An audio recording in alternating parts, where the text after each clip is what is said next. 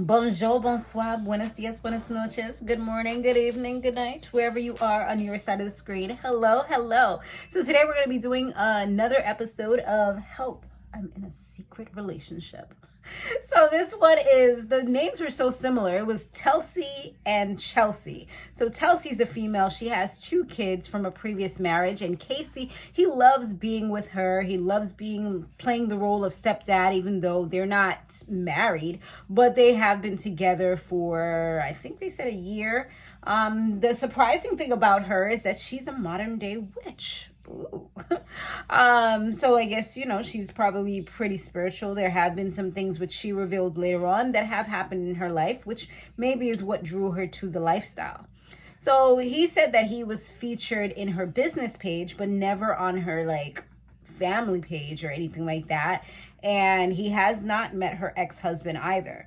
He thinks that maybe she's embarrassed of him because he's a delivery driver, but he's not really sure because she's like a businesswoman. She has her, stuff that she's selling, her spells and, how to do whatever else in readings, maybe, I don't know. But yeah, she has her business that she's running and he's a delivery guy. So he was saying that could be possibly it. But Ronnie and Travis, so especially Travis, no. You get up every day and you go to work, regardless of what type of job it is. That is something that you should be proud of. And I agree. It don't matter if you scrubbing toilets. It don't matter what you're doing. You are making money. You're helping her out. You're doing what you can. So it's better than doing absolutely nothing and not trying, And so he definitely shouldn't have been embarrassed about that. And he also mentioned that he has a ring for her. He plans to marry her. So yeah, he said he definitely wants to start a life with her, have more kids because they already have 2 that are hers, and he wants to expand the family as well. So she shows him, well, no, we already said that she shows him on her business page and things like that. But one of the things that was weird was on her business page, she was saying that she put a spell on him and he started paying her bills in 6 months. So she actually seems, I can't lie, watching this, I felt like I would never buy anything from her because it seems so scamish. She said that she put a spell on him and within 6 months he was paying all her bills and he was madly in love with her and things like that. So she made it sound like she put some love spell on him and made him love her, and made him obsessed with her because that's what she's promoting. So that right there is false advertisement. If you're willing to do anything for the dollar and do false advertisement, then you're most likely your spells are fake as well. I mean, just knowing as somebody who's dealt with things like that, yeah, that's definitely, come on. Anyway, so Travis and Ronnie, they get to work and they speak first with her friend Kayla.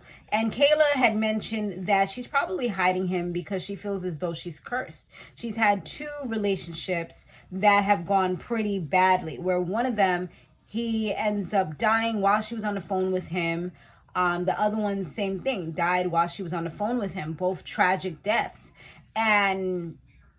But I was in my head, she was so she feels probably like anybody that she's with is going to also die. But when she was saying that, I was kind of I don't know about this one. And the reason why I was thinking that is because what I was thinking to myself, what about her ex-husband? He's not dead. She said that she goes, or he mentioned, Casey had mentioned that she goes to pick up the kids, but he hasn't met them. He usually just stays in the car. So I'm so how come he's not dead? And obviously they got pretty far in life. So I don't know. It wasn't really adding up to me or making sense. I don't know if you guys caught that, if you watched the actual show, but I was for you to say that, I don't know. So then Kayla refers them to another friend, which is Kirsten, and she gives Kirsten's address of her barn, but that didn't work out because they went there the next day and she wasn't even there. So that was dumb. Dude, you had her phone number. Why didn't you call her? You just wanted to do a pop-up. Don't be popping up on people randomly like that. Anyway, so she said that it's probably the fact that she doesn't want to have kids anymore, because they spoke about it and she said she didn't want to have kids anymore. So, and she knows that Casey wants to move forward with, the family and all that type of stuff and get married. So that could be part of the reason. Okay, that's could possibly be something. So now it's time to tell Telsea. Telsea. I don't know why I keep on wanting to say Chelsea. I think because I'm smushing up both of their names together and adding an H. Anyway, so Telsea, what's going on?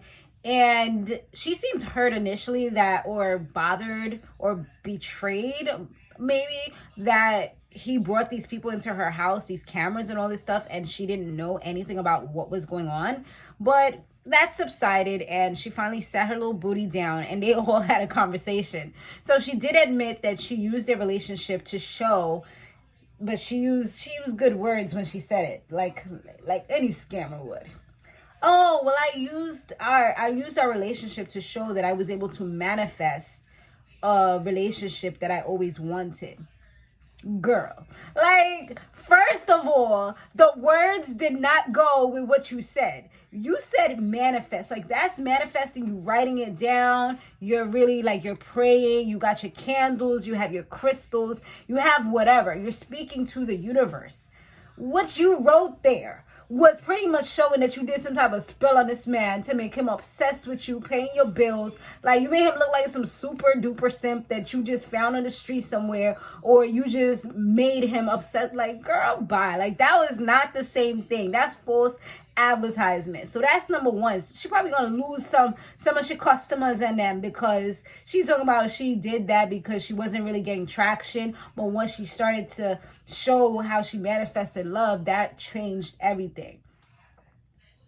That's why you gotta be careful you give your money to y'all. Anyway, so then she says that they tell her what the other girl said, what Kirsten said. She said that, she did admit that she didn't feel like she was cursed, but she does, what Kayla said. So she said that she didn't feel like she was cursed, but she felt like she has a lot of trauma and she's scared that something's going to happen to him as well. So definitely that's trauma that she has, and she's kind of living in the past because these things have happened. So now she lives in fear. Another thing that they brought up was, everything that Kirsten said. And she said that initially she didn't know if he was mature enough to be like, to have more kids, but she's seen him with the kids and that's completely changed her mind on that. So she looks forward to having kids with him. It's not in the question. Then the final thing, so they're like, okay, so obviously there is something going on to why he's not being seen. What is it? So she reveals finally that she's actually still married. Like, what? So she told him initially that she was divorced. She claims that everything was moving so fast. On top of that, her family still thinks she's reconciling him with the ex-husband, the husband. So that's why she hasn't shown her to the husband, to anybody. And they also think that she's separated. So the person that she's husband, he also feels like they're gonna reconcile as well. So God knows what she's telling this man. I don't know. It just sounds like she low key like just lying, just doing a lot of lying. She said that he's been paying for her lifestyle for the kids and for her. So yeah, pretty much she said she was down bad. She was in a hard place. He helped her out and he's been helping her out. So she's been getting that money. I wonder how he's gonna feel when he sees this episode. If he watches TV, who knows what this man is like.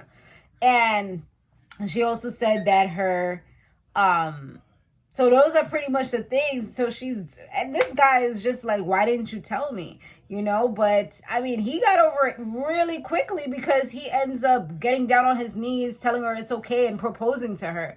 And she says yes. So I'm like, technically you're still married. So how are you accepting a proposal? Okay, whatever. And they're supposed to be getting married on some solace, like we're in Sabrina from Netflix or something.